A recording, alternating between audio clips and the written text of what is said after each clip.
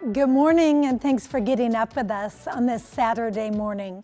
I'm Libby Dowsett. We'll get to your headlines in just a minute, but first, let's check in with Corey for a check on our forecast. Hey, yeah, Libby, good morning. We are off to a really nice start on our Saturday. You can see from our Providence Park camera, the sun, it is shining, especially on the stadium right now, sitting in the low 50s in many stretches, 51 degrees from there.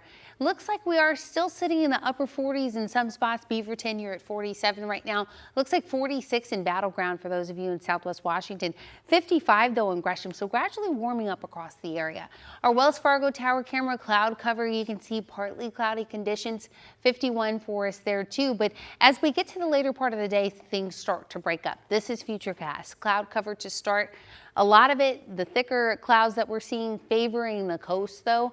And then as we get to the later part of the morning, early afternoon, it breaks up quite nicely. And then it gives way to lots of sunshine for our Saturday, which is good to see. This is our Salem sky camera. You can see some areas less cloudy than others, including Salem, where it looks like mostly sunny to start and lots of sunshine out on that Capitol building to kick off our Saturday. By noon, sitting at 61 degrees, bumping up to 66 by 3. 68 is what our high will be today in Portland. I want to give you a sneak peek look at our 7-day forecast. We are at 68 today, but notice by early week, we are bumping into the mid to upper 80s. We'll talk more about the timeline of that and what you can expect to see as we gradually increase to that day coming up. Thank you, Corey. We begin this half hour in Longview, where crews have now recovered 9 of the victims killed in a chemical tank blast, leaving 2 still missing. That makes a total of 11 killed or presumed dead.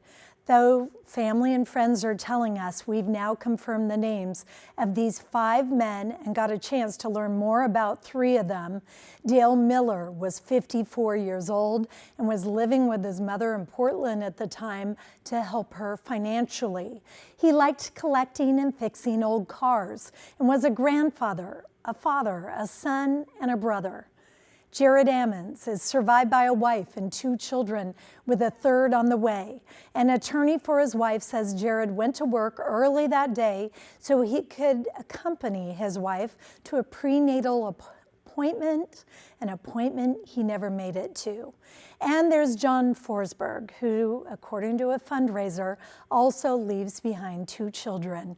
Right now, the Paper Workers Union is supporting the affected families and so many more in the community. The emotions are what you would expect for a period of unimaginable grief. We've got families that have been notified of the loss of their loved ones. There's families that are waiting to hear the status of their loved ones, and you know that creates a lot of emotions, and it creates fear and sadness and anger. Officials tell us the recovery process is slow and painstaking.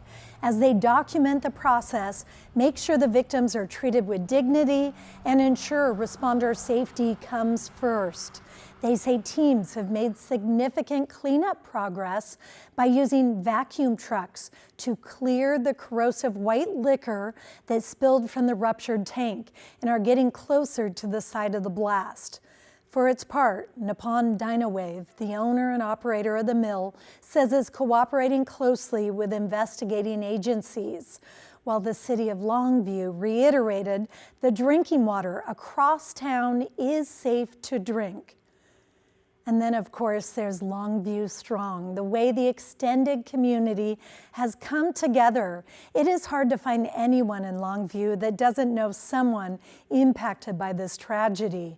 This weekend, there will be numerous events going on to support the families. John Adams has a snapshot of some of those efforts.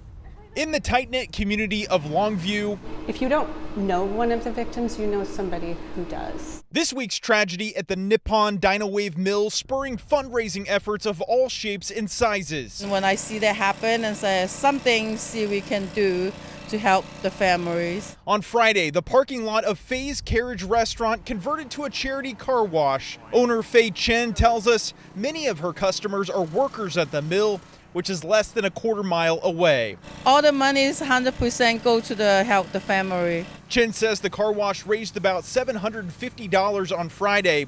They will also wash cars from noon to 5 on Saturday and Sunday. Starting at 11 on Saturday morning, a community barbecue will happen in the parking lot of a local sporting goods store. People can come and talk to each other, have some meaningful conversations, support each other. Owner Matt Schlecht says the food will be free, with all donations going to the victims' families. Our thoughts and prayers are with the 11 workers that tragically lost their lives and their families that are going to need our support now more than ever. The tragedy touching nearly everyone in town. We've had an employee who lost their spouse, and so that touches us all. All of the credit unions in Longview are banding together to create a fund for those affected.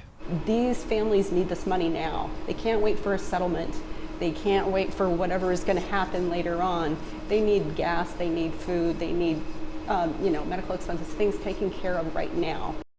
Okay, so for a list of fundraisers and events taking place in Longview this weekend, click on our story on KGW.com or our KGW app. And we are expecting to get another update from fire officials on site at the plant this afternoon at 3:30. Look for that on KGW.com and our free TV streaming app, KGW Plus. This morning, Portland firefighters are working to figure out what sparked a massive fire that burned down 2 floating homes along the Columbia. This is video taken shortly after the fire started around 4 a.m. Friday morning south of Hayden Island. Crews say the layout of the community made the fire challenging to reach. Early on, there was a lot happening, life rescue and then immediate fire suppression. So the life rescue was successful, and as I said, we got a rescue of 2 individuals that were elderly, that were completely unaware of the fire that was occurring in the residence just next to them. And we also saved all but 2 of these homes. Fortunately, no one was injured and all residents were evacuated safely. In Gresham, a driver is in critical condition this morning after hitting a utility pole. This was around 5:30 last night near 181st and Cooch. Police say the driver was not wearing a seatbelt and was thrown from the vehicle. The crash shut down traffic lights in the area for several hours. So far, no word on the cause. 3 people are in jail as part of an alleged organized retail theft crew that hit several stores in the Seattle area, then reportedly drove south to Washington County. Deputies say they tracked the suspects to a parking lot off TV Highway where a drone operator caught one ducking into a nearby food truck. All 3 were arrested for first-degree theft. Police tell us they pulled roughly $36,000 worth of stolen fragrances and other merchandise from that car. Crews have started working to modernize one of the oldest schools in Portland. Friday, Portland Public Schools held a groundbreaking ceremony at Jefferson High School. This comes as the school prepares for an influx of students in the coming years.